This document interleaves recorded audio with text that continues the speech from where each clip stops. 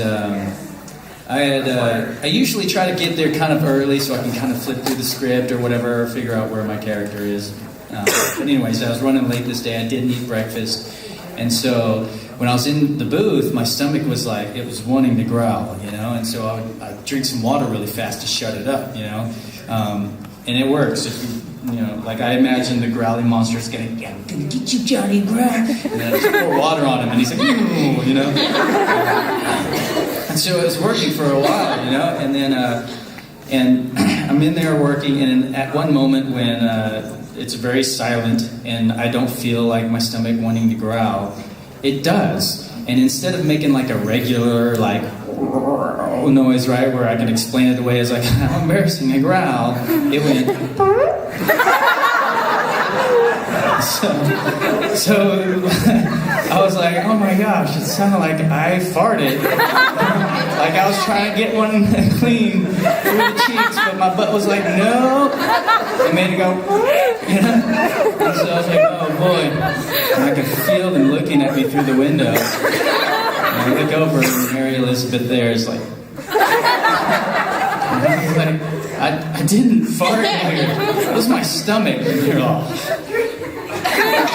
come in, look, you smell. It smells normal in here. They didn't believe me. They thought I farted in the booth. But it was really my stomach. Everybody just likes to prank me at Funimation. So I think probably the most awkward. And again, it wasn't funny at the time to me, because it actually made me question a lot about myself. But Brina Valentia's brother Gino has a giant mannequin named Manny. And he's dressed up like Hannibal Lecter with this mask and he's all bloody. And they put him in the back of the booth, like the back corner. So when I turned on the lights, I would just see like this really scary looking man in the, like behind me. But I was the first one in the studio, so I turned the lights on, opened the door slightly, and my back was always to Manny. And then I sat in front of the booth. The engineer walked in. He's this like giant man, Justin Houston. He like went like this when he walked in. I said, "You okay?" He goes, "Yes, I chills." Okay. And then Chris Kaysen walked in, and I was like, "Okay, so the director's here." So I opened the door to go in. Still, my back is to the mannequin. And he's like, "Baby, share me. Something's behind you." And I turned around, and I was like, "I love you." And I went to hug it. And so then I was like really bothered. All the directors came in, and everybody was in on it. And they had plotted for a week who they thought was going to have the best reaction and freak out. And everybody unanimously thought me.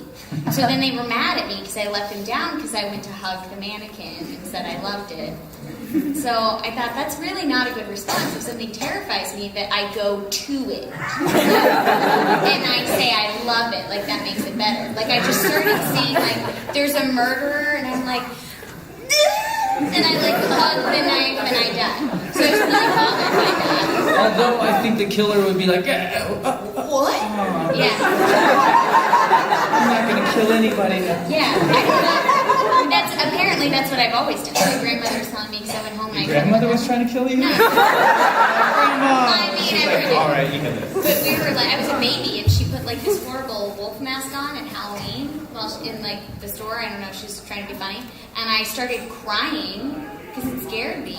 And I said, I love you. Do you want a hug? And so they were like, oh, we thought it was so cute. I was like, no, you should have like corrected that behavior. That's not good. I don't love the scary thing. Yeah. So that was a weird situation. That is weird. Yes.